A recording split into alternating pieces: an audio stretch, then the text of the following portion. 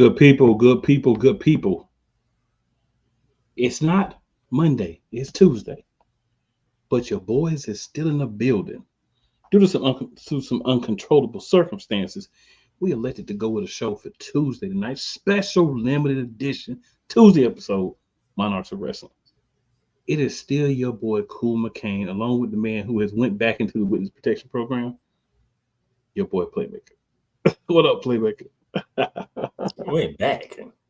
I was just talking about because you had your head down, so it looked like you was back in your protective. No, I'm doing what I'm supposed to be doing for the show. Okay then. And sir. yes, the reason why y'all had to wait 24 hours was because of my schedule. I mean, I'm not gonna go into no details. I was just gonna say, things happen. He didn't want to go at it alone. So it's not even that I didn't want to go with it alone. I want to be very clear about that. I want to stop any misconceptions. Now we got a premium live event coming up on Saturday, and Playmaker loves to talk about these premium live events. So I felt like I would be doing all of the family be watching, all of our fellow monarchs a disservice if I did not get my man on here for this specific event. Come on now, talk to me. No, let's be honest. This is not no ordinary PLE. There's a resurgence of a PL. Well, resurgence of a pay-per-view turned into a PLE. That's the way to put it. Well, I'm just saying, I want to make sure that you had the opportunity to speak on it. So that's what we waited for. Because your boy is in the city that I spent a year in. So yeah, your boy had preparations, but I ain't gonna rock like that. We don't even do like that around. You know what I'm saying? We don't even do like that. So we're not even gonna start that. But ladies and gentlemen, y'all know the program. Y'all know what we do. So we're gonna start off. We're gonna be talking a little TNA. So just to let y'all know, October 26th, Detroit, Michigan, TNA Wrestling will be presenting Bound for Glory. Your main event for TNA television was the World Championship #1 contenders match between Frankie Kazarian and Joe Hendry. The winner of that match will face one Nicholas Namath, Nick Namath himself, in the main event of Bound for Glory. Neither guy has ever had a TNA world title. So we're getting guys that haven't had titles instead of 80 people that already have. So let's get into it, man. We ain't gonna play no games. Special Tuesday edition. Let's get into this thing. Jordan Grace and Sol Ruka defeated Rosemary and Wendy Chu via disqualification. Basically, I'm finna say Tasha Steelz attacked the Knockouts champion, and that caused the disqualification. So boom, that's that. All right, so what Frankie Kazarian did an interview. What are we doing with this team? Because this is like 3 straight weeks. This team cannot cause any damage. No, I'm not saying they have to win, but they're not causing no damage whatsoever. Like well, in all fairness, they were handling them until because they had the other chick in the ring. They was giving her the business until they ran out in Tasha Steelz caused the disqualification. Okay. I want to make sure because I'm like, there's a creepy duo y'all put together, and I'm not seeing anything. I'm not seeing anything noteworthy going on right now. That's all I'm saying. I agree. Jonathan Gresham is back. He's got the octopus thing going on again. He beat the Laredo Kid. Mike Santana decides that he wants to go into the Systems locker room with a chain. Now that's the Santana I know. Yeah. So he starts a brawl in there. They go to a commercial break, right? We hear some pain and some yells and some banging. So we know what the end result of that will be. But we go back to the match. We had Zachary Wentz and ABC against Leon Slater, Kushida, and Mike Bailey, the Speedball.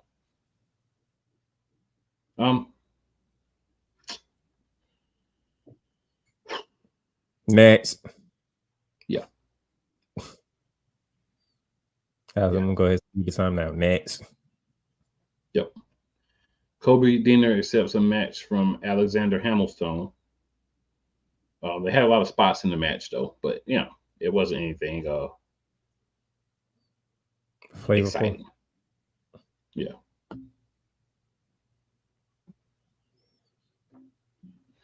Wentz won it for his team, just in case anybody was interested in who won. So we get the debut of Li Ying, who you may know by a different name, Zaya Lee. So she just in WWE. Kind of flipped. She defeats in a way. Ayan. Was it convincing? Of course it was. Okay, I'm just making sure. Was it convincing? Roundhouse kick. I just need to know, was it convincing? Because if it wasn't convincing, then that's not a good sign. It was basically a squash match like they always do with new talent.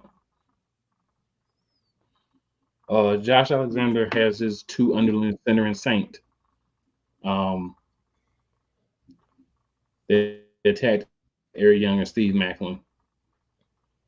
That's about the extent of that.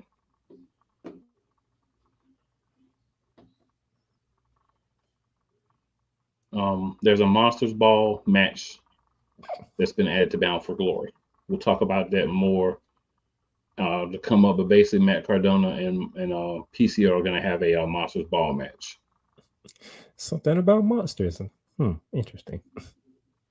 Yep. Heather Reckless beat Zaya Brookside.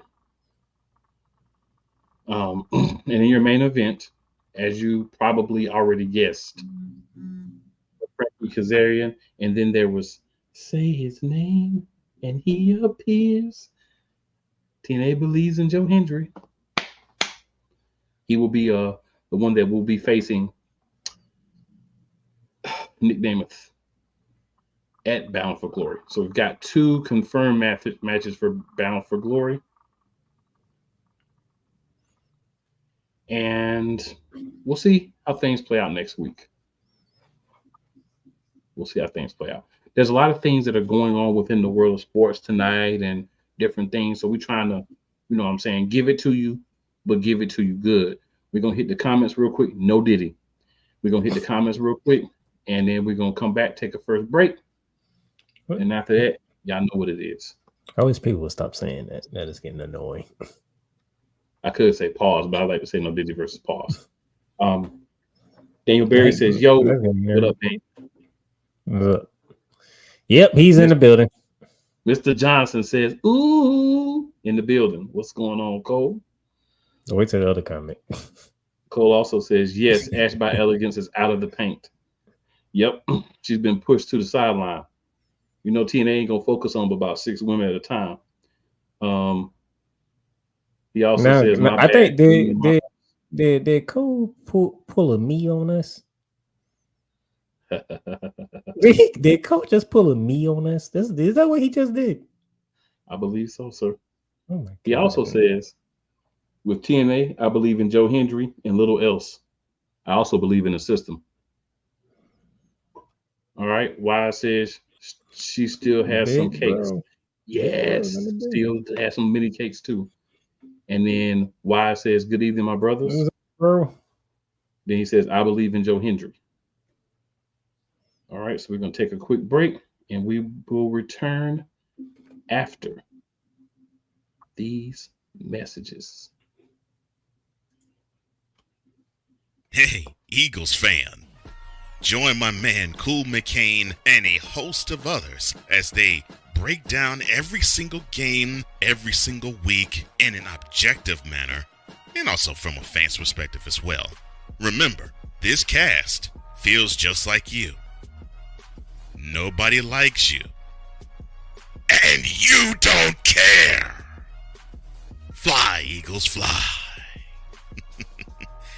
Eagles Elite Podcast. Every Wednesday at 8:30 p.m. Eastern on YouTube and other podcast outlets. Oh, yes. The tradition, the pageantry, the spectacle, the history, the slut. Wait. I gotta rep my brother's stuff right. All my DMV soldiers, stand up! And welcome to the Commander's Gridiron Report. You want your commanders to be repped right? Well, D. Willie is your man. Commander's Gridiron Report. Every Tuesday at 11:05 a.m. Eastern, 10:05 a.m. Central on the Sotoba Media YouTube channel. Music by J. Cool. Join Ryan McCarthy. I became a Jets fan because Kermit the Frog was my favorite Muppet because he was green, and the Jets wore green. That's how I became a Jets fan.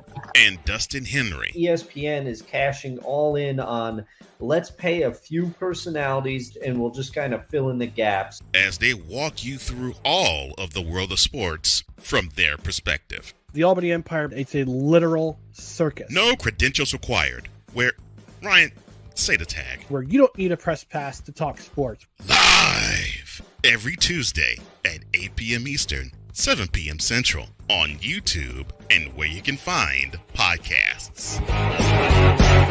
Rams fans all around the world. It's a beautiful thing to be a Rams fan right now. Stafford's back. We will see about Cup. And running back Kerryon Williams to a return. Lend me your ears, or should I say lend Playmaker your ears, as he breaks down week by week everything in the Los Angeles Rams canon. Number 99, Aaron Donald. Can't wait for 2029 to come to know that you are going in the Hall of Fame, and it should be first ballot, no questions asked. Join the Playmaker as he breaks down everything Los Angeles Rams style in Ramily Talk on the Playmakers Blog Network YouTube channel and where you can find podcasts.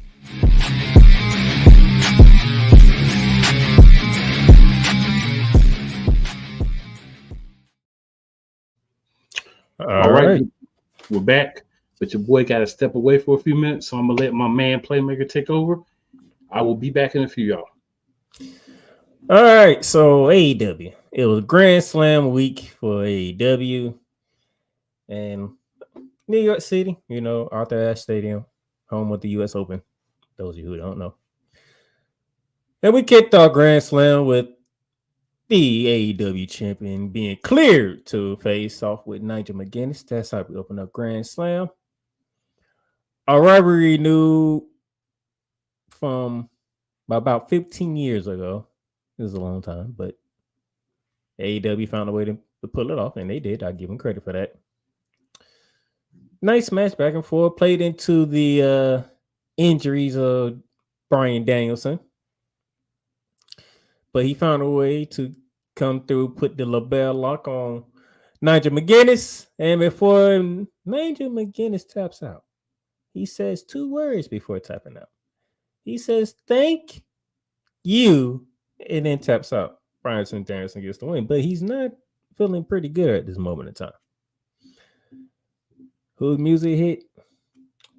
Yep, that sleazy sign ball Christian Cage music hits as he still holding on to that guaranteed title shot contract that he's getting ready to sign because there was a wounded, weakened Daniel Bryan in the ring. And if you know anything about Christian Cage from his days of wrestling, you know he's an opportunist because who was his tag team partner for most of his time? That would be Edge, the ultimate opportunist. So you have to know Christian is an opportunist. As he gets ready to sign a contract to get that title off of Daniel Bryan. Yeah, Kip Sabian takes the pin from Christian Cage and runs off to the back. Thus saving Daniel Bryan, keeping the title. And we have to wait to see whenever that slime ball actually does sign that contract for that AEW title shot so he can become AEW champion. Because I have a feeling they're going to go that route. I just have a feeling they're going to go that route. I just do. Okay. That's how we open up Grand Slam Dynamite. Next up, we had an FTW championship match. Hook defending against Roderick Strong. This match was okay. Could have been a better, but you know, it is what it is. Hook defeats Roger Strong, but if my partner was here, he would love to hear this announcement. After the match, Tony Schiavone had a conversation with Hook down in ringside about what he did with this match against Roger Strong. While Hook responded, he left it like this: with everything that I have done, with this title, the FTW Championship is officially retired.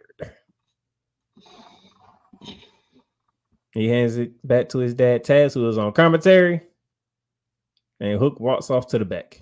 The FTW title is no more. Right? You feel good about that, don't you? I'm just happy there's one less belt. Because they got like 1,000 of them.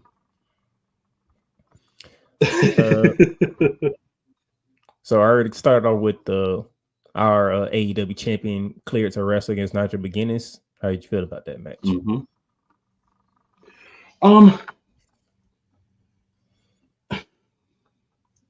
I think it's stupid.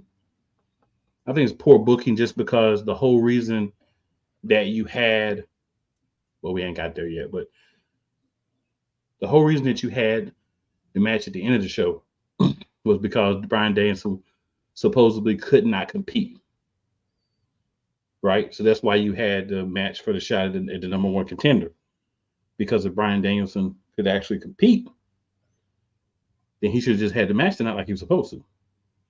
So I hate this type of booking because you basically gave Nigel McGuinness a match against Bryan Danielson that he in no way, shape, or form deserved, instead of having him fight either, you know what I'm saying, instead of having him fight Darby Allin like he should have tonight. So I don't like these last minute crap that Tony Khan's doing, but it wasn't horrible because it was a solid match, but I don't like the whole concept behind it whatsoever.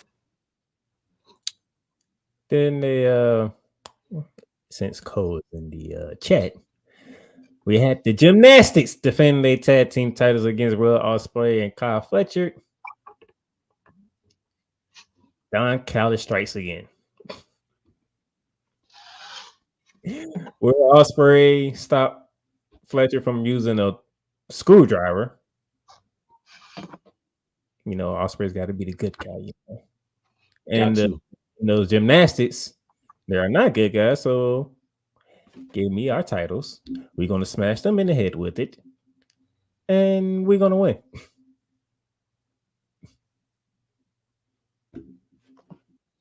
Basically sums it up, right? Pretty much. Okay. Now, my question is, what's going to happen? Does Don Callis strikes Will Ospreay, or have somebody within that family strike Will Ospreay, or who does Don Callis even have that's healthy? Kenofi, Takeshita, and old buddy that's Will Ospreay's friend. Everybody else hurt. I'm just throwing that out there. You but know? He could get a new member. You know, I tend to throw stuff out there, and it comes to fruition for some reason. I mean, he could get a new member, or somebody could return. A little foreshadowing, possibly, for the next couple of weeks. We'll see. The lovely women's champion successfully defended her title. And just for y'all who don't know, the women's champion is part of the Cake Brigade. Yes, the Mariah May successfully defended her title. Like, we didn't see that coming. We were so shocked that she defended her title. But did Willow Nightingale position herself to be the next one to challenge for that title? Possibly. That was a very strong stare down. Look at her like, don't try my girl. No, there's something interesting that I thought about. Somebody got to be the next one to lose. Challenge Mariah May. So your boy Prince Nana was supposed to come out and give us an update on your boy Sir Strickland, as we haven't seen him for a while. He did say that Sir Strickland is not clear to compete, but he is working very hard and diligently to get back into the ring. We're going to put this up. Yeah, go ahead and put that up. And then you hear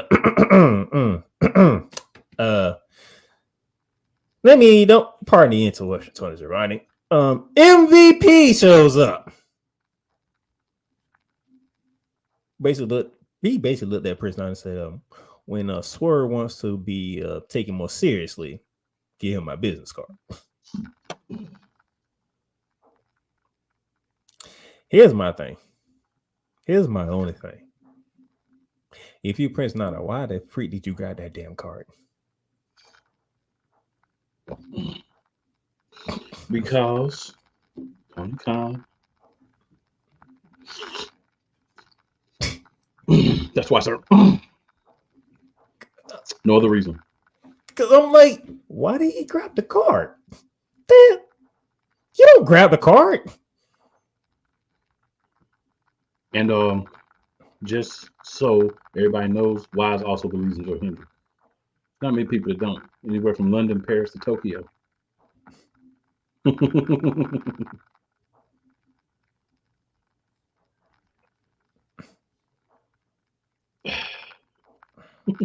Quick card this week. Only one more match.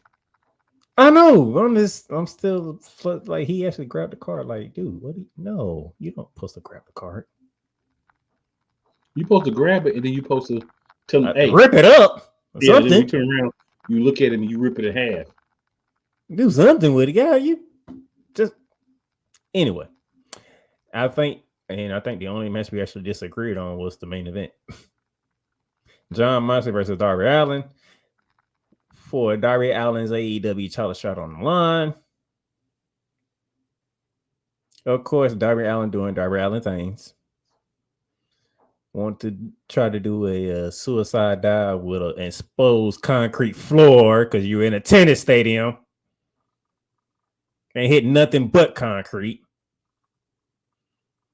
To make matters worse, John Moxley went ahead and threw your butt right into on the step cells to make it even worse. Yes, it did. And then did he do a paradigm shift on the top rope?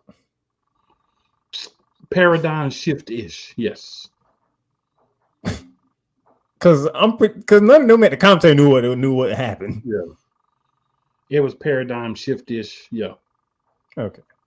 It felt more like Dirty Deeds, honestly, but they're very similar to the naked eye. So John Moxley gets the dub. He gets the title shot. Daniel Bryan comes back out to the end of the show and tries to choke the hell out of John Moxley. Then the little Marina Shafir, I'm gonna be honest, she might be built, but she is lovely looking at. Choking Brian out. Why Brian is choking John out? That's Miss Roderick Strong, by the way. Oh, Roderick Strong is winning in life. He ain't winning in AEW, but he's winning in life. He sure is. No wonder he's in AEW, and it makes sense now. Yes, sir. Mm-hmm. Now, it went for Pac and Cardio coming out there to pull everybody off each other, because that was just a strange scene. We got 3 people, 2 of them choking out people, and one is just being the one getting choked out, which is crazy. Then Private Party started to show up again. Somebody else showed up with him. I couldn't really see who it was. Commander.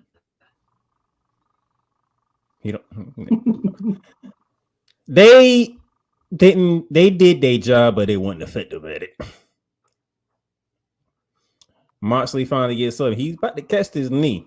Everybody know what the knee means. He's about to cast his knee into Cardio, put him out of safety. And then John Moxley grants Moxley his match for, I believe, next week. which is probably gonna be on Dynamite. That sounds like something. Yeah, it sounds like AEW. Yeah. So Cole says, I hated the last lines that Tony snorted because it made no sense to take the number one contendership for the AEW title from Darby Allin. And see, that's what happened to me. I was like, they ain't gonna take it away from this fast and quick burn this rivalry. But hey, I forgot I was talking about the purveyor of the powder tornado, and he surely did. And this is why me and him disagreed on this match. That's the only reason. Like, I literally had picked John Moxley at first, and I switched it. Cole says, you're right, Playmaker. The gymnastic team did their usual. A couple of cells, a couple of floor exercise routines, a few kicks, a BTE trigger, and the match is done.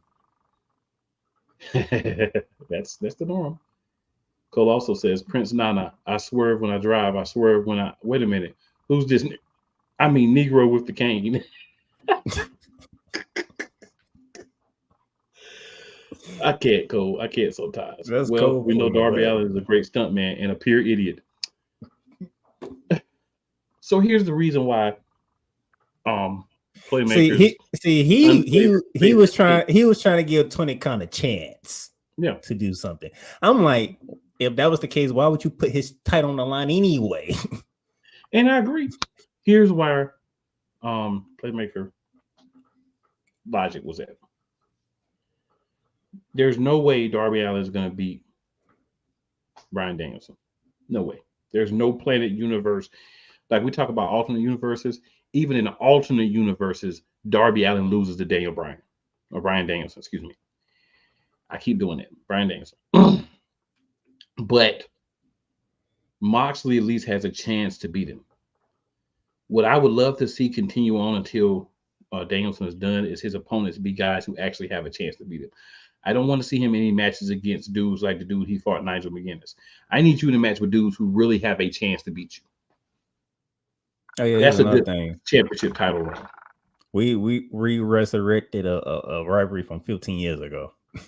Hey, from a different company, by the way. Hey man. Well, in all fairness, this is a company AEW owns now. True enough.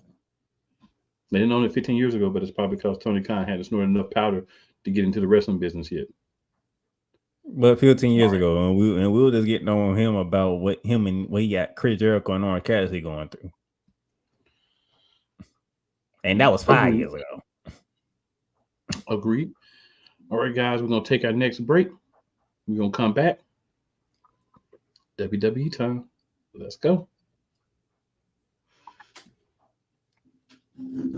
Whether it's news, the largest egg producer finds bird flu in chickens at a Texas plant, weather, devastating tornadoes rip through the heart of the United States, inspiration, a breast cancer survivor completed the journey of chemotherapy, and now begins a future one of matrimony or sports. Michael Jordan is shown on a photo with Diddy. LeBron James has a video extolling the virtues of a Diddy party.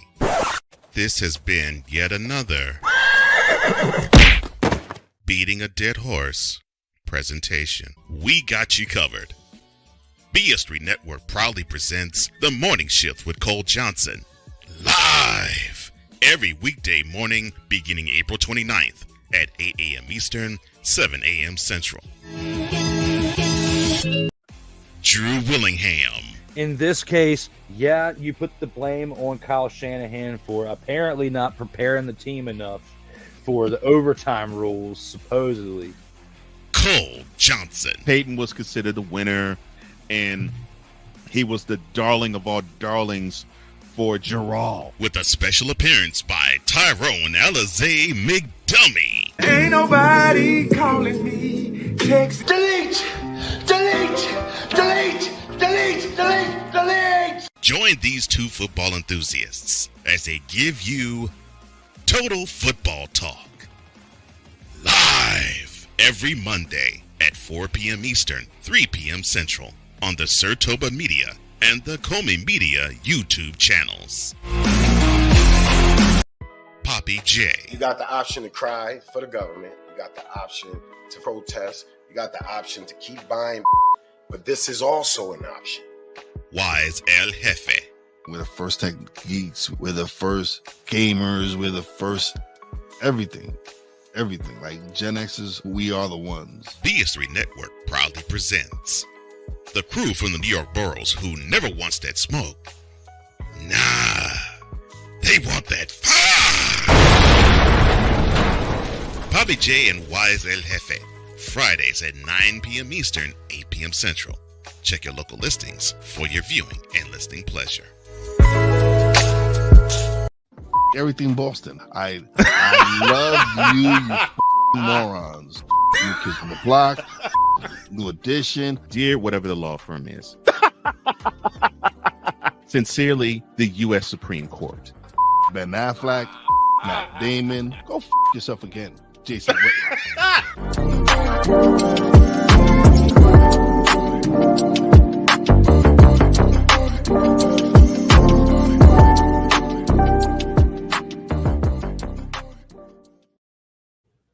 All right, welcome back to Monarchs of Wrestling here on this special Tuesday edition. As we get ready for the WWE portion of the show, reminder, those of you who might have forgot, today's a special day inside WWE because NXT, you know, one of the titles that's behind my co-host right there. They are officially launched on the CW network.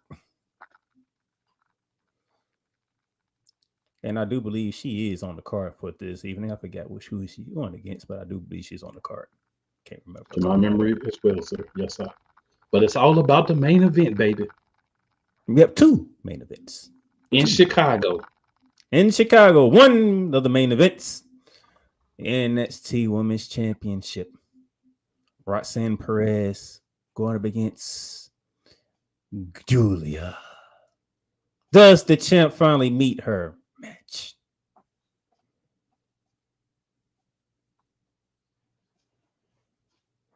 You thinking, Laura? I don't know. Yeah, it's time. It's Julia will become the new NXT Women's Champion. That's what I'm going with. He's going with Julia. And to answer your question, Mr. Johnson, yes. Next week. And next week's spicy. Because she's teaming with Lola Vice. I'm looking forward to see how that tag team is going to work out. Because it looks like Lola Vice don't play well with others. She doesn't want friends. She said it multiple times. And what's that group they going against? They got so many groups I can't keep up with them. I'm actually looking at the card now because I'm about like Fatal Influence is this one. Yeah, that's the group. Yeah, Fatal Influence. That's actually tonight. That's tonight. Okay, tonight. Okay. I can see the fatal part because they all have that look. They all have that look that they can be fatal in multiple ways. Influence. You just got there, so I don't know what type of influence they're gonna have. So that part kind of throws me off. But not only Roxanne Perez and Julia in the main event in the town of Chicago, Illinois, the special guest referee, the second CD Saint himself before he steps inside Hell in a Cell Saturday, CM Punk will be in charge between the NXT Championship match between Whoop That Trick Williams and All Ego Ethan Page.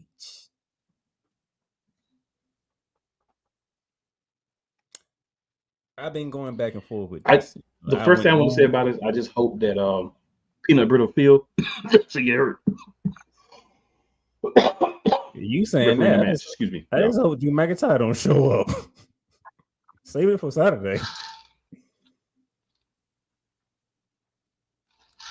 I've been flipping back and forth with this one. It's reasons for both men to be champion or remain champion. So it's not like whoever wins is a bad thing.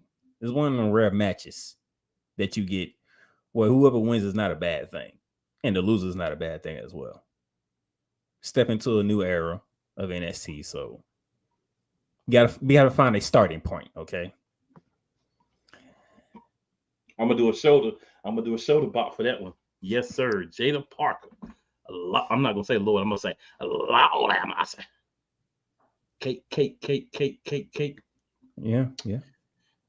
I was gonna say it, but Cole said it for me. I would love to see the whoop that trick arrow come back. But I think All Ego has been doing a good job, so I think he's gonna retain tonight.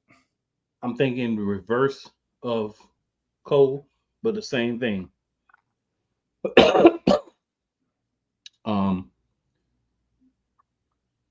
So for the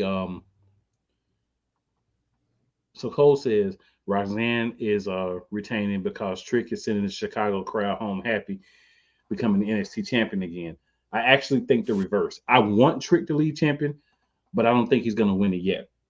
He's gonna win it back. We know that, but I don't think he's gonna win it back yet. But if I am wrong, we won't be mad. Or be it for me to be upset. We won't be mad. I'll be wrong.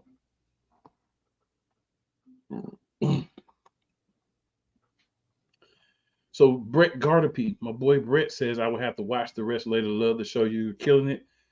NXT should be amazing. Hey Brett, we're gonna get you on a Monday. We gotta talk, make that happen. He's half of the Meaty Boys Wrestling Podcast.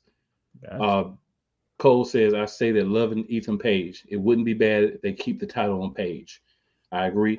Before we move any further, before we make another comment, we got to shout out Real Wise Radio, where we are on live right now making things happen.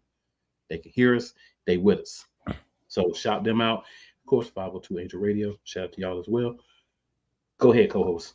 Had to slide those in there. You good. So, yes, remember, CW Network NXT makes his debut tonight. All right. Tonight.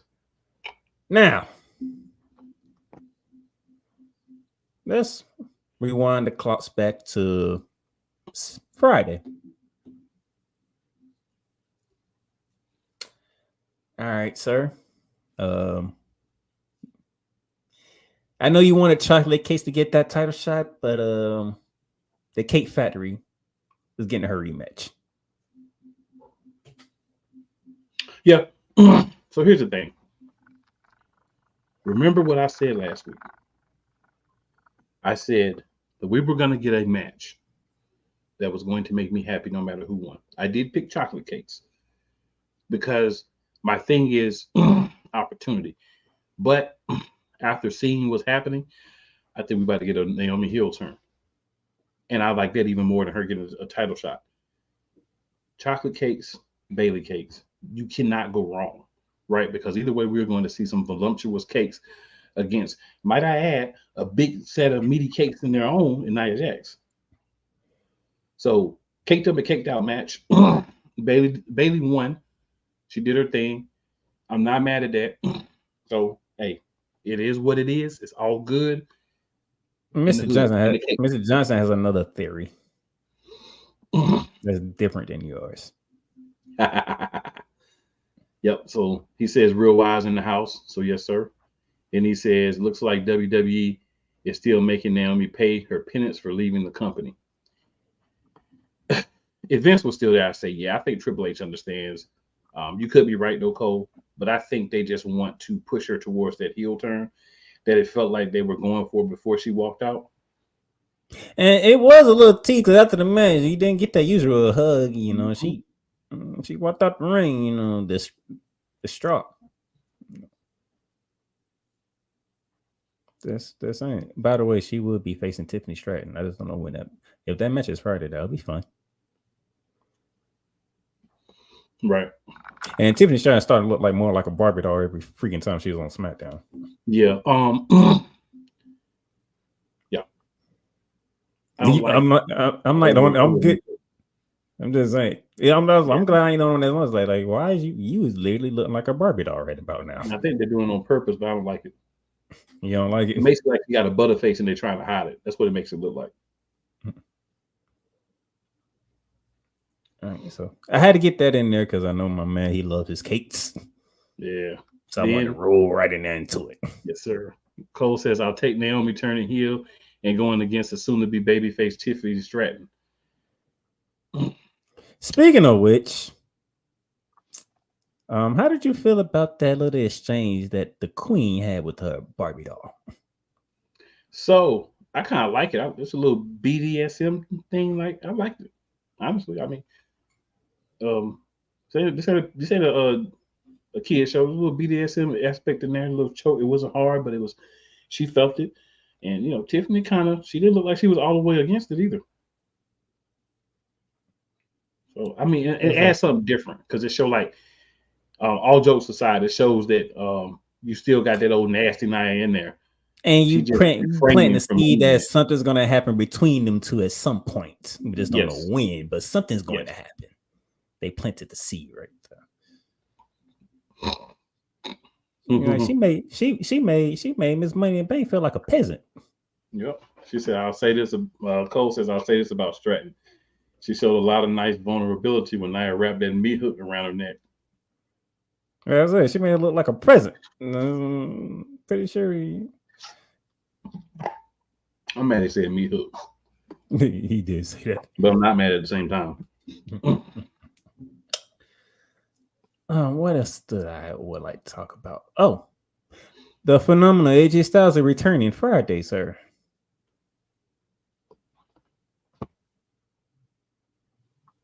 All I got to say. He's been going for a good minute too. I hope he come back with they don't want none, not that other crap. Oh, wish I'll see. I'm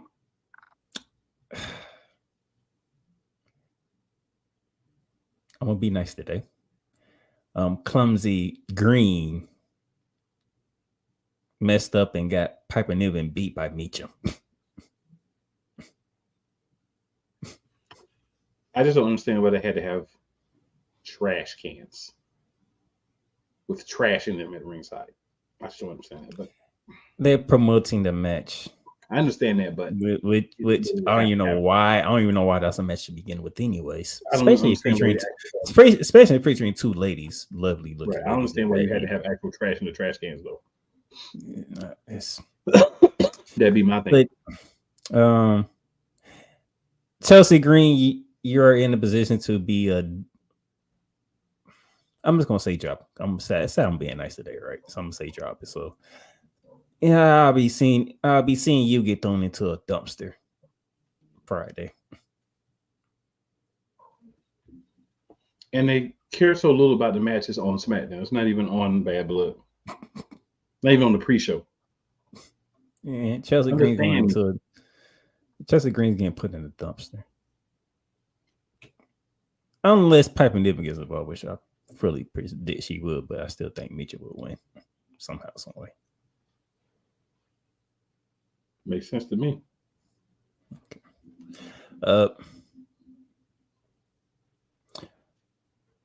Carmelo Hayes has stepped up his game. Mm-hmm. He tied it up. I ain't talking about that. I ain't talking about that part. Go ahead. Boy, he took a shot at the champ. Jeez. He did. I seen him come out on Friday. Not Carmelo Hayes. I seen him come out. Pop LA Knight looked at Andrade. I got something for you too. Come on. I was like, okay. That's the him that I need to see right there. It's all about the best here. It's all about business with him. That's the Melo I need right there. Now he ain't gonna beat LA Knight, but that's the Melo I need to see. And then finally, actually no, before I do that, they both tie in the bloodline. But before I do that, triple threat ladder match on SmackDown coming up. Bloodline defending against DIY and the Street Profits. Now I sat here and I was like, why in the world did this ladder match come about all of a sudden? Matter of fact, how did this tag team match come about? And the only thing I could think of, thanks to some people who like to come up with theories on social media, This was one of the few ones that I agree with. If you don't believe me, you can ask my co-host. A lot of theories I don't agree with. That's on social media. But this one I agree with. The Bloodline is in line to lose the titles, but they don't look weak in losing them because they don't get pinned or submitted.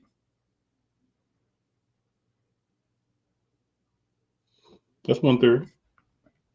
That's the theory I'm going with.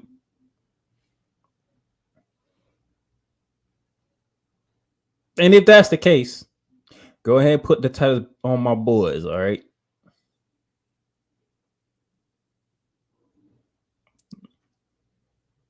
So I want all the smoke arrow in the tag team division back on SmackDown.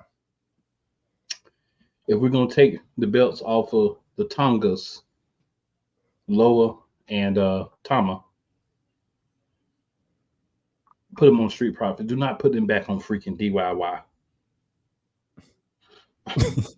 Do not do that to any of us. Don't do that to us, please. I don't think you did that on purpose, but it was funny. You actually said DIY. You gotta say DIY instead of DIY. But no, actually make the point. I'll make your point of why you want those Street Profits to have it. DIY. I'm not gonna say what that stands for. Well, we may not be a PG show. Let's just say. I'm just saying. I don't think you meant to do it on purpose, but that would be a left comment. So we don't. Like I said, that's what I say. I don't think you did it on purpose, but it fits. Surprisingly, but it fits surprisingly though. And then we had Kevin Owens, Randy Orton teaming together against Solo and Jacob Fatu. And no, those of you out there, I'm not calling him TC. That will not come out my mouth unless he does something important enough for me to acknowledge him. I will not be doing that. I will. Jacob Fatu, MVP. That's every week. Usually wouldn't be saying that because he's destroying everybody. He didn't destroy everybody this past Friday. What he did was he threw Cody Rhodes into the ref when Kevin Owens had to win. I said, Jacob is a genius. And then he Samoan kicked everything, all the juices out of Cody Rhodes. I mean, not out of Cody Rhodes, out of Kevin Owens. So they got the win. His tribal chief got the pin. I said, Jacob Fatu is smart. Because he loves his tribal chief. That's why he did it. That is. I have never seen somebody throw somebody who's not a part of the match into the ref. I have never seen that. That was ingenious. Kevin Owens, he about to blow a gasket and all, but I'm pretty sure Randy Orton told him, like, Jacob Fatu actually threw him into the ref. Like, what you want Cody Rhodes to do at that point? Like, Cody Rhodes wasn't even trying to do anything. Jacob literally threw him into the ref. Yo. What I didn't like is why Michael Cole and Corey Graves didn't really put emphasis on that. Because that's not...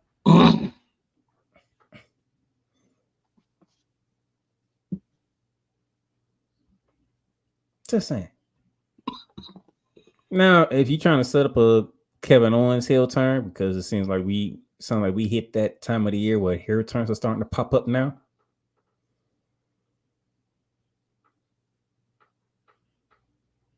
My question is Cody Rhodes gonna be the first one to get it, or is Randy Orton gonna be the first one to get it?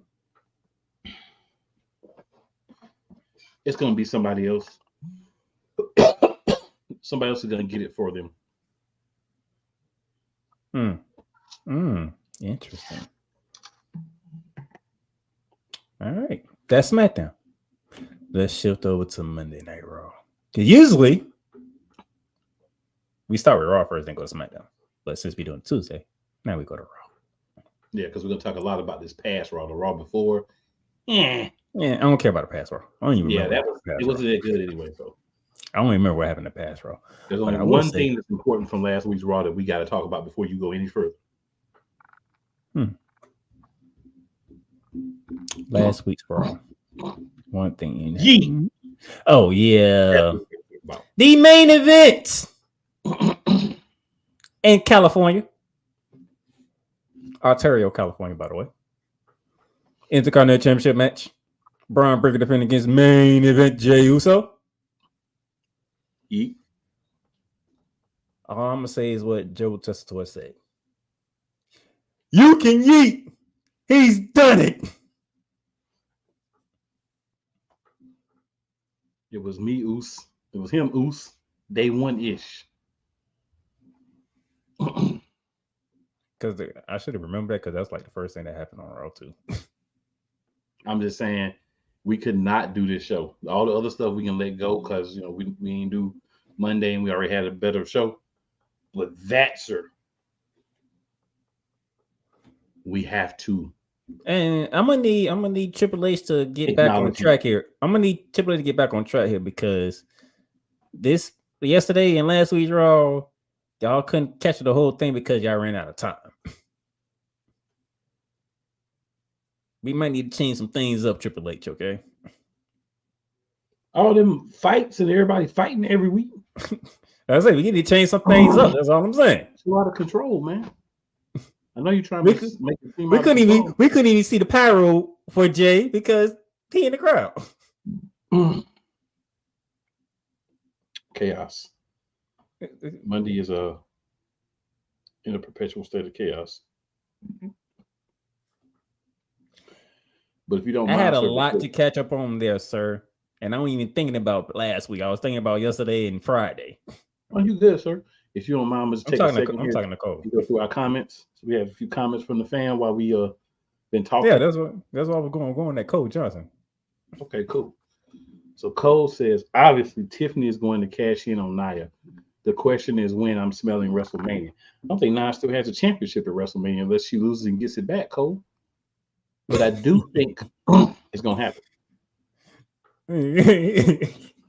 So, man, that's too long for wait, man. What you talking about?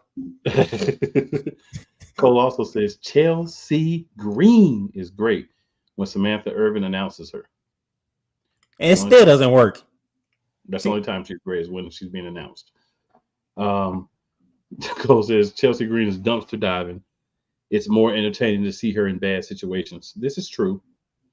He also says Mello steamrolled LA Knight. Yeah. And then he says it's about dang on time Carmelo Hayes stepped up the aggressiveness. Now we're starting to see him. Now I need the black t-shirt with the gold hem back. Because before he didn't deserve to wear that t-shirt. Well, maybe another couple of weeks of this, then he deserved to wear the t-shirt. He says Montez Ford should give Angelo Dawkins all the smoke. Break TF up. Better idea. Angelo Dawkins is the better heel. If they do break up, Angelo should turn on Montez Ford.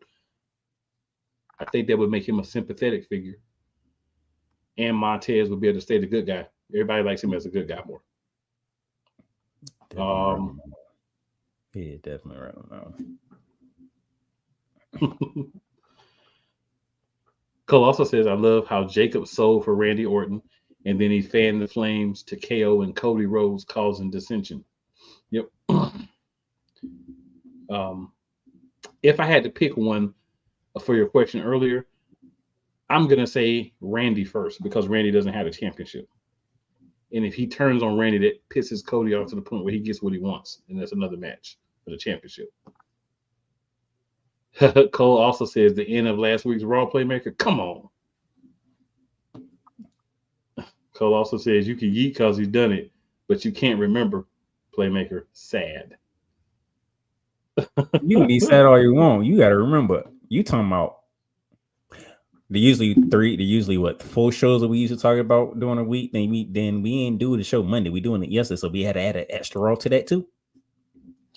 Don't give Cole that. That's all he wants.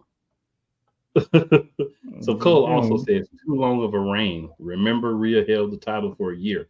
Same with Gunther, and Reigns held the main title 3.5 years. It's not out of the realm of possibility for Nia to hold the title for 8 months.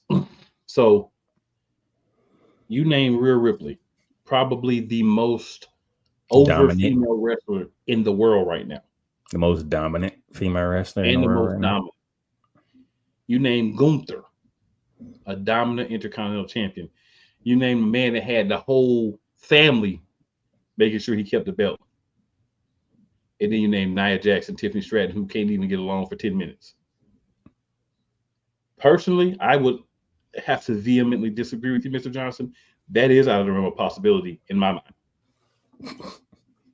I'm just keeping it a buck. But I respect the fact of your opinion. I just vehemently disagree.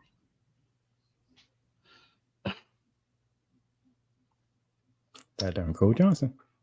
All you, Mr. Playmaker. Jey Uso open up Monday Night Raw with the black and gold shirt. But you specifically special Carmella Hayes style, but Jey Uso has it. Hey, it's a yeet shirt. We can have a him one too. They could be a tip too. They could be a tag team. Him yeets. No. I'm completely joking. I don't mean I'm not serious at all. He had his son with him. He did. Son dapped him up before he went out there. He was eating with the crowd. Kept the same entrance. He ain't become champion and start coming out through the back. He's still coming through the crowd. But here's the main takeaway for me. I get it. Everybody want to eat. Everybody love it. Jey Uso, yeah. Braun Breaker had a mature moment. He did. Braun Breaker had a mature moment. He didn't ask for a rematch. He ain't beat him up. He said he was the better man and shook his hand. I was like, okay, now that's different. We usually don't get that from a former champion. So I would give those who came up with that idea credit on that one, because I did not expect a mature Braun Breaker to show up. However, speaking of Braun Breaker, he did co-host a count of somebody in the backstage area who has some hardware as well.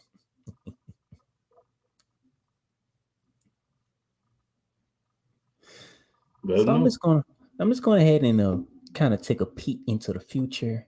And by the way, Sami Zayn is getting his title match finally. This time he's not going to win it. So yes, I'm gonna make the mistake that I made last time, and I'm still going to pick Gunther, because down the road in the future, I don't know when in the future, but I see a Braun Breaker in Gunther's Ray. And I'm looking forward to that very much so. Sammy, I like you. I really do.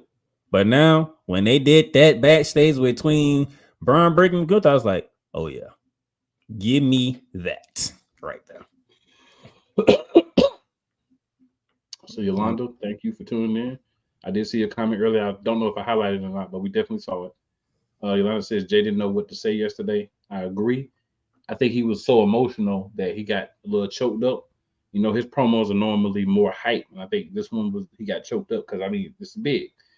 I also want to point out something that most people may or may not have noticed. Jay has an updated Intercontinental Championship. They put, you know how the old one had the blue for the world and the water and stuff? If you look at Jay's championship, he's got some of the blue on there now too. That wasn't there before. So it makes it more of a blending of the one that came before and this one, which I do love, because this one looked too bland. So adding a little blue to it and some yeet plates, I like it. Yeet. So, he's eating. I'm looking forward to Braun Breaker and Gunther whenever that comes about. That's gonna be a fun one. I worry about that when it happens. Right now, it's all about the yeet. You yeet. And the ascension of the New Day is on and off right now. Mm-hmm. Now, Xavier Woods got the dub over Rey Mysterio. Is how he got the dub over Rey Mysterio. That's the issue. Do you take any issues, sir? Hey, Xavier Woods has been expressing heelish tendencies for weeks. About time we actually see him use them in the ring to get a win.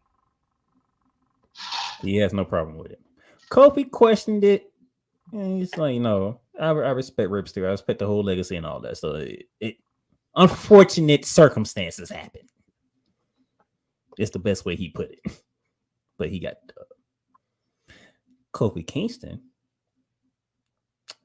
was supposedly given a title shot by Jey Uso. He refusing to give it to Xavier Woods. So next Monday, we will have Xavier Woods be the first challenger to Jey Uso's Intercontinental Championship.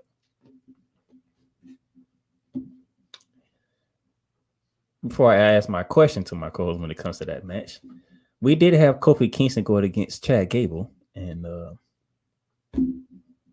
question 1, sir. What in the blue heck was Xavier Woods thinking? I don't know, sir. You did see that, right? What are we doing? Sometimes you just have no words. I don't know. Even me. Not often, but it happens. I'm actually surprised that you don't have no words, because you usually have words for everything. Right, fair enough. It's rare. Usually when mishaps happen, it's because you see your partner or the person that you teaming with, they in trouble and you try to flip it around, but in trying to flip it around, it actually goes the other way. Xavier, you need to do that. Kofi was in prime position to finish on Chad Gable.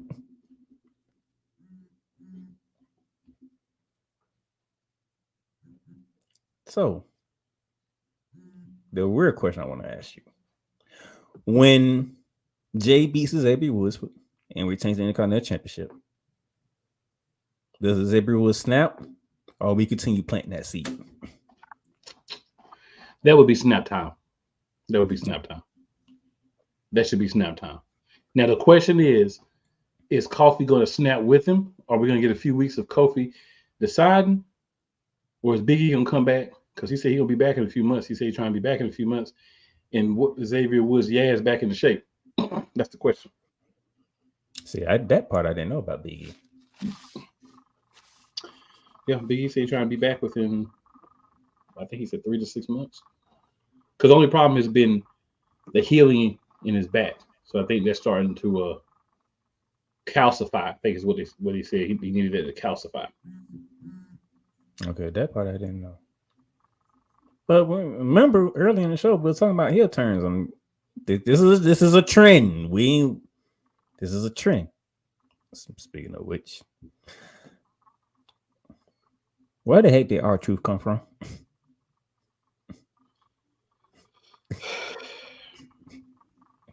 First of all, 1, where did you come from? And 2, why is you making matches with AOP? AOP, not AOP, AOP. I'm gonna say this. I'm gonna go ahead and ruin what happened next. He deserved to get kicked in the face by the Miz. He really did, because he's been an idiot for a minute, and I thought that he would come back better after getting like 17 but tsunami, maybe getting kicked in the face or rattle something in there. But this character at the Miz's expense, by the way. Yeah, this character can't continue, yo. Can't do it. You've been gone. What has happened? Seth Rollins was first, so when he did the Seth Rollins, was that in August or in July? I can't even remember exactly when. It was either late July, early August, one or the other. You've been gone for almost 2 months, and your first thing back is you put you and the Miz in a match with AOP. Right. Remember, I said Miz. I didn't say it on the show. I put it in our chat that heel turn Miz is loading, right? I don't blame him. Like, huh? You came back. First of all, you came back. Second of all, when you came back, you didn't tell me. And then third of all, you put me in the match with AOP. What Miz was supposed to do? Not I'm the one who defends heel turns, but hey, I want to kick you in your face too. Every time I turn around, you put me in a situation I don't need to be in. Yeah, he deserved it. He got what he deserved. Actually, I don't want to say he didn't get what he deserved. He deserved more than that. Well, I mean, he at least got turned on and kicked in the face. He at least got some comeuppance that he deserved. Jeez. I'm like, and Karen Cross at ringside is laughing his butt off. But it's probably part of the funniest thing that happened on Raw. Is seeing Karen Cross laugh because he usually don't laugh. He's always serious. Mm-hmm. Hey, that's actually, I'm gonna be honest, that's like the first time I actually watched the match and I didn't know the Scarlet at ringside. That's wild. I know. But I feel it. Like I really didn't know Scarlet was at ringside. I gotta be honest. I feel you. I'm just being honest, all right? There's a rare occasions. Like he just had a rare occasion earlier when he didn't have nothing to say about what the heck Xavier Woods was doing. Yeah. On the same show. It's a rare occurrence. I didn't.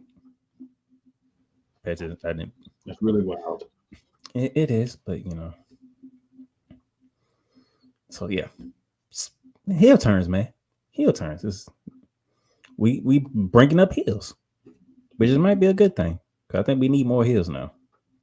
Definitely do. Speaking of heels,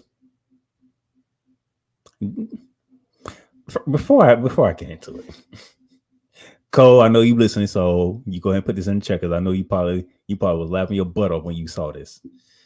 There's a new merch out, sir. Did you know about this? You caught on, Dustin. You caught on to it. It's being bought up like crazy. I know. Joe was like, for $12.99, they are buying it up. I'm like, those of you who don't know, Dirty Dom has merch.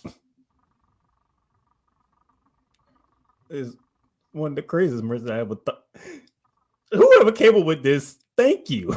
Because I didn't know you can put merch on toilet paper. You can, sir. Apparently, you put pictures on toilet paper. Dirty Dom's face is on toilet paper.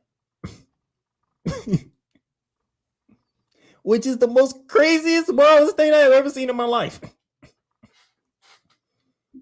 I should have put it up so we can put it on the screen, but it's literally WWE in its own WWE shop. People are literally buying already. Most of them probably already bought some. Oh my goodness. I was like, oh, that's real. Okay. So people can wipe their cheeks with Don's face. It's the craziest thing ever. Now, they did have a trios match with LWO. And Finn Balor, being the sleazy signball that he's starting to become, told him he was having travel issues, right? But all of a sudden, at the right moment, he showed up to save Judgment Day. I didn't know travel issues can take 30 minutes.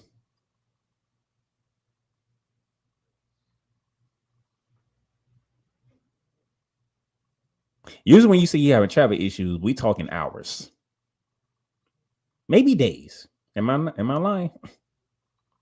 No, sir. This man showed up in time to save Judgment Day. Really? Are you trying to say that was pre-planned, sir? Oh, that was definitely pre-planned. There's no in the world if you having travel issues. Usually when they say travel issues, usually you say that at the beginning of the show and you make it to the end of the show. We can bypass that because that's a 3-hour show. So okay, you can make it in 3 hours, no problem. I only think it was an hour.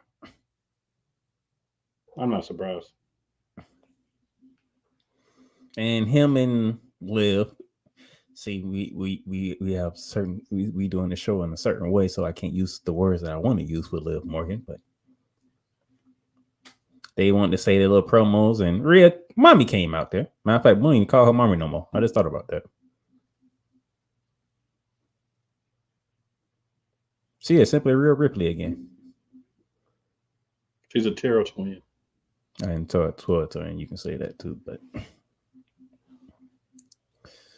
she comes out there and she gave Liv Morgan a class lesson of one-on-one relationships. You might have took her man, but you have to remember she knows some stuff about him that you don't even know yet. One of the things being he's claustrophobic. So him being locked up in a shark cage, which is ironic in so many ways.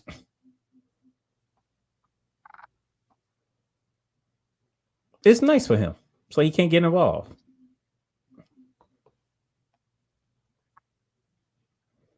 And speaking of that shark cage, she uses that shark cage to rearrange Don's face.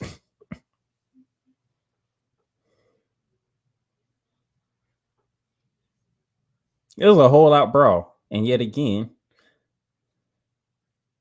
I'm going to say for a month straight, we saw Finn Balor and Judgment Day lay out Damian Priest.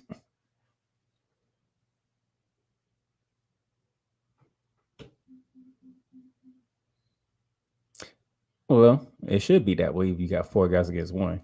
Yeah.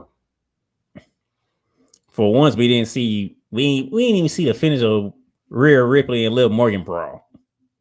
Let's cut straight to Damian Priest getting jumped. Could we at least see if Mommy won or if Liv took the upper hand or something? They just threw that brawl to the side. Because it was 4-on-1. Once Dom came back and it was 4-on-1, and there was nothing that Damian could do, man. The odds were just too great.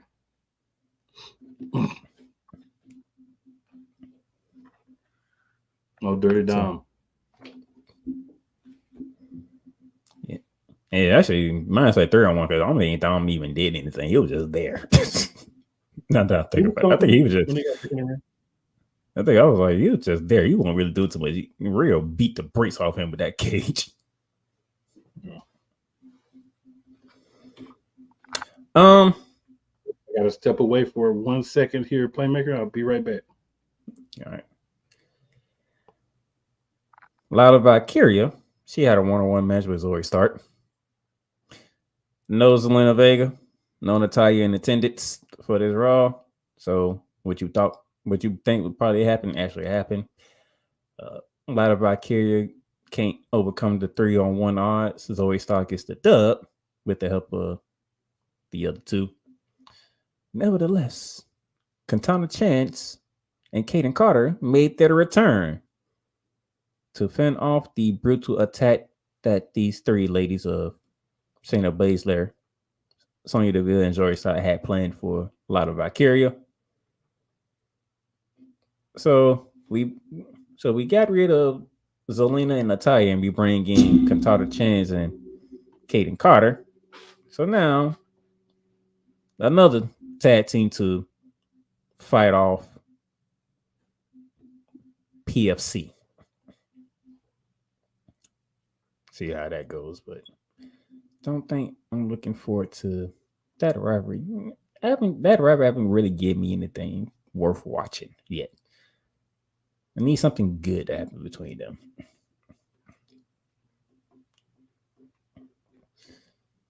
So, we had for some reason they did bring the Hell in a Cell case to Evansville, Indiana, so that we had CM Punk and Drew McIntyre with a bunch of security guards in between the 2 men, so they can say their final words before Saturday's brutal Hell in a Cell match at Bad Blood down in the ATL. I thought it was actually interesting because Drew McIntyre had on a black suit. First of all, when the last time you ever seen Drew McIntyre in a suit to begin with? That's my first question. When is the last time Drew McIntyre actually wore a suit? And secondly, Is he planning a funeral of CM Punk? Because you wear all black for funerals.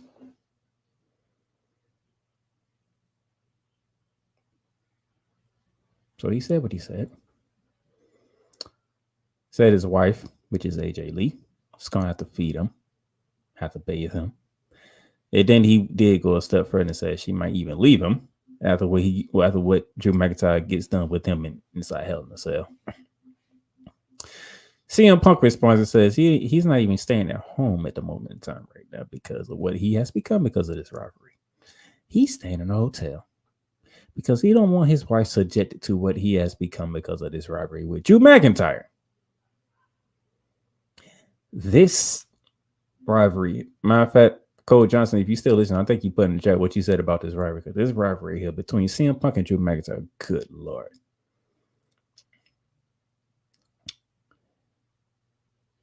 This rivalry's got to be really, really personal. I do remember when they had their separate promos. Like 1 week CM Punk was on there, and another week Drew McIntyre was on there. They both said their significant other, their wives, have told them not to go through with this match. Even with CM Punk, his sister told him not to go through with this match. So we are bringing families in both sides into this. That they don't want their men to step foot in this dangerous hellish structure known as Hell in a Cell. But CM Punk says, I have to do it. I have to end this. Same with Drew McIntyre, because Drew McIntyre wants to eradicate WWE of CM Punk for good. And they both made the claim to make each other bleed. Now I'm going to save that part so it won't be preview Black Blood, because we about to get to that in a minute.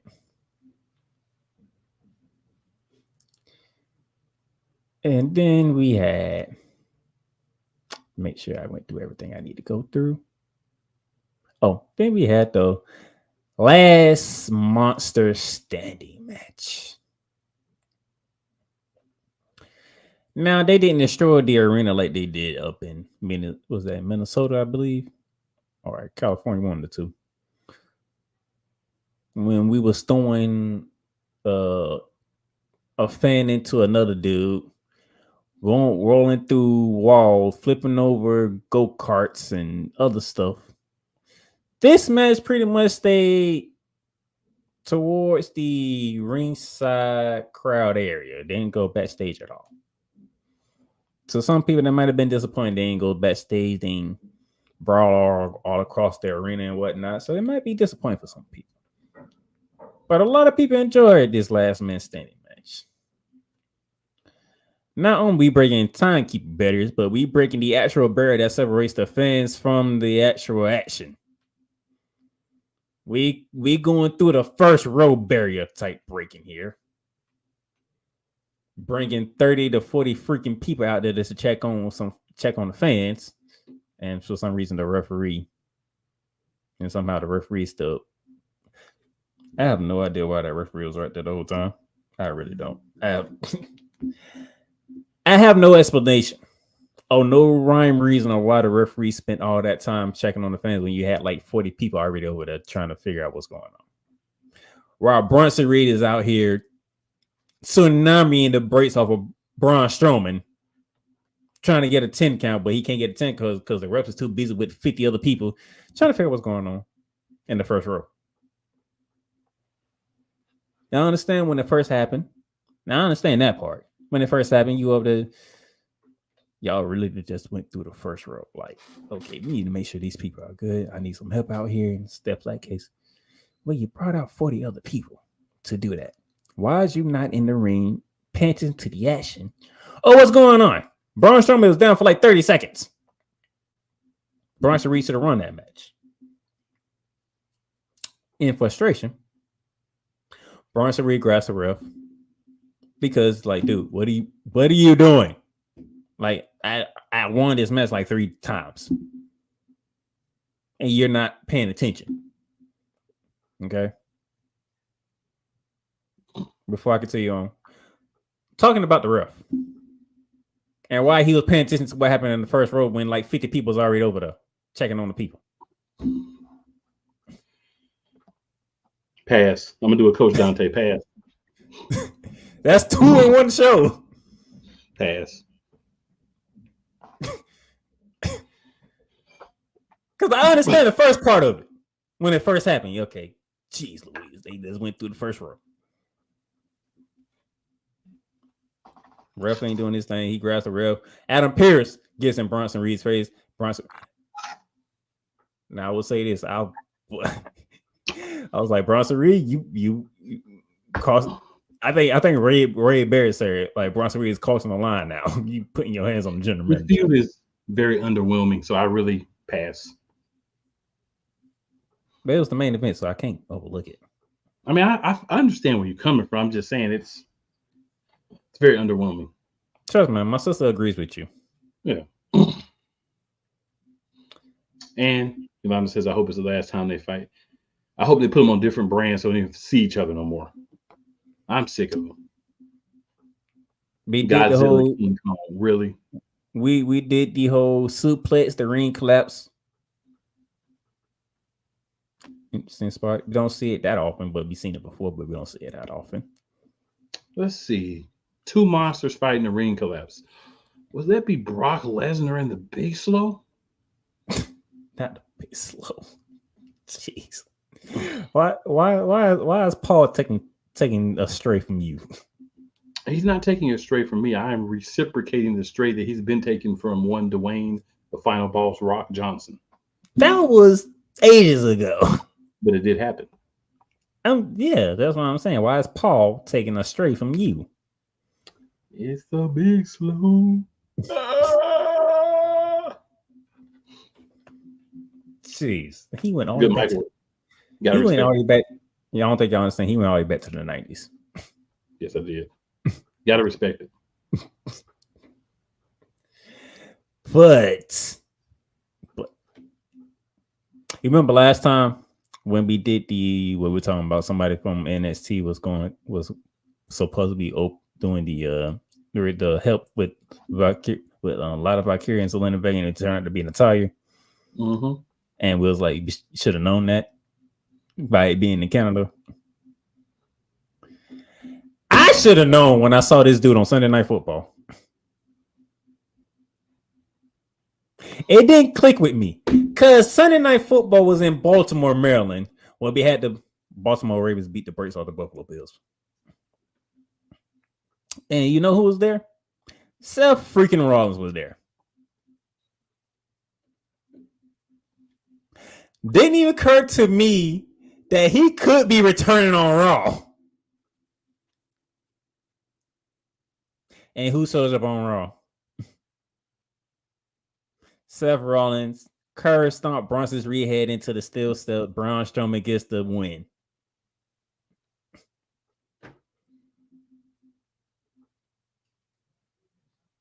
So I think we're even now because I was not thinking about Seth Rollins returning, even though I saw him at Baltimore. Right. It happens. Happens to all of us, sir. At least we didn't not predict it. Yeah. I don't even think we were talking. I don't think we previewed the last Monster Standing match last week because I don't think we actually cared. Seth Rollins' curve thump is the only thing that matters out of that to me. So now we get to the fun stuff. Yeah. Bad Blood. Down in the city known as the Atlanta, Georgia, or ATL. ATL, shouting. The Power Cakes are hosting. I don't know how that decision came about, but the Power Cakes are hosting Bad Blood. They already made Bad Blood better for me. I'd rather see them defend their titles, to be quite honest with you, but at least they're gonna be there. It's better than last. I knew he was gonna say that.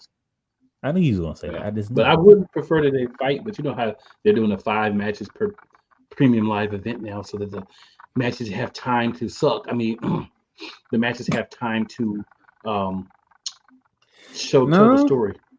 No, tell us how you really feel. Oh, she was talking about Drew McIntyre. Oh, she was talking about Drew McIntyre and CM Punk. Well, my sister, I don't know if you're going to that show or not, but let's go ahead and get that out the way. This rivalry ends Saturday. And plus, Adam Pearce said it's in Saturday. CM Punk says it's in Saturday, and Drew McIntyre says it's in Saturday. So if all three of the main people say it's in Saturday, then it ends Saturday, right?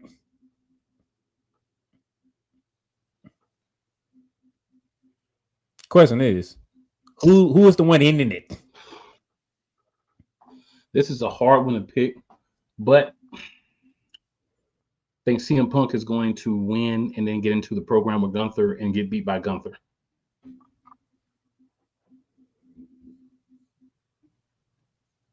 See, that was my thinking too. But I'm saying, what is next for Drew McIntyre if he loses this though?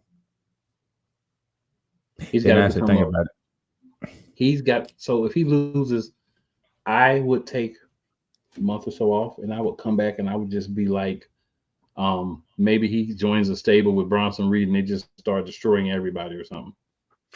No, you know what I was thinking? I was like, okay, if we're WWE is still WWE the way that we think they're, right? Even though we're in the Triple H era, correct? So they could move him to SmackDown to keep them apart. They could do it. Well, okay, that's a thought I didn't think of, but I was like, okay, you have Gunther as your world champion, so you don't want Gunther and Drew to go at it because Priestley heel on heel. That's not how WWE operates, right? You do have Jey Uso as Intercontinental Champion. That could be a match for him to lose. Yeah. So I'm thinking CM Punk wins. Drew McIntyre. He wants the title, right? Mm-hmm. And he knows when he loses it, there's nothing he can do to get into the world title match at this moment in time. But he can get into the Intercontinental Championship. Because Jey Uso, because Jey already said he's willing to fight anybody who's wanting to take it. Which is the one thing that Cool did not. Which is the one thing Cool did not want to hear from Jey Uso. Well, I don't mind because it gives him more guys, more fodder to beat on, and more title defenses to have. Okay. So yeah, I don't mind. We in lockstep. We're going CM Punk for the win.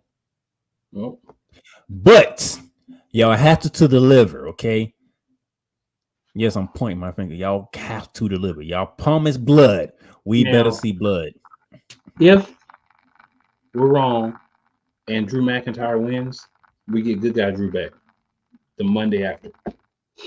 I won't mind that. But all I'm not saying is they better deliver on the promises that they better deliver either way. But I think CM Punk needs to win this. Very close match. If we don't see blood, we're gonna be very, very disappointed if we don't see blood. Yeah. Y'all can't use the word blood in y'all promos and we don't get it. Right. So who you picking, Roman Reigns and Cody Rhodes versus the Bloodline? I thought long and hard about this too. And I want Cody Rhodes and Roman away. But with that being said, though, are they really gonna have the Bloodline lose back-to-back big matches on back-to-back nights? Because we're already picking that they're not gonna retain the tag team titles.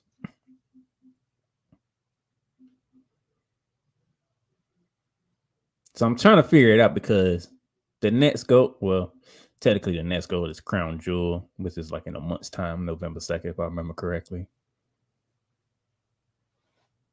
But the goal, War Game, Survivor Series.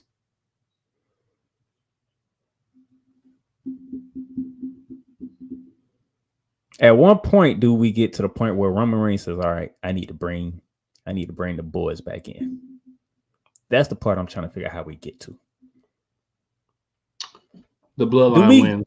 Jacob, I'm gonna say, do we get to that point if Cody Rhodes and Roman Reigns win? No. So Solo and Jacob will have to win this game. have to win this match.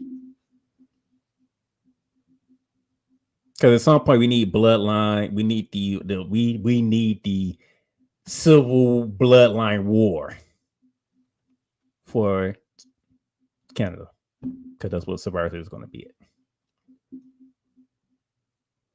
All right. I'm sorry, Baylor Case, but you're not beating Nia Jax. I'm going to throw that out there right now. Agreed. Yolanda said she's talking about Drew and Punk. Oh, it has to be the last time they fight.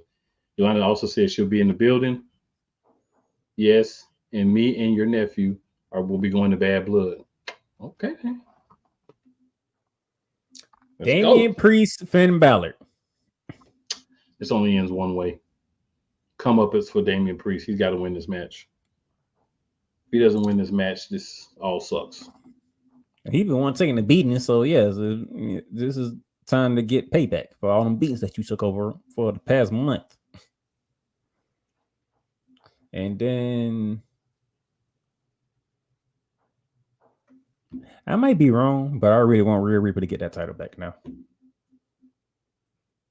But I feel like I might be 65% wrong on this one though. Because how they building the Judgment Day. I think Rhea doesn't get the title back because Damian wins. They're not gonna both win.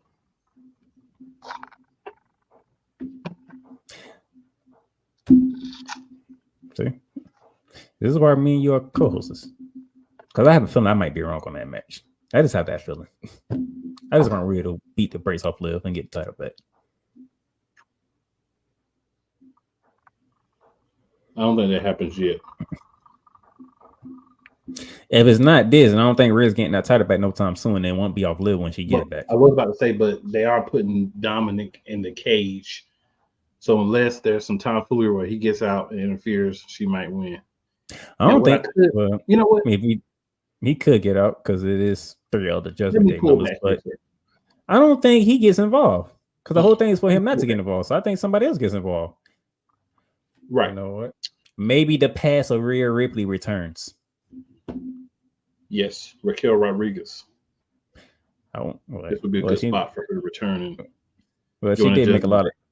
She did make a lot of images, so you can just pick and choose. Yeah, during the Judgment Day, this would be a good place for that. But if there's no assistance for Liv, she loses. But I think she's going to get assistance and win.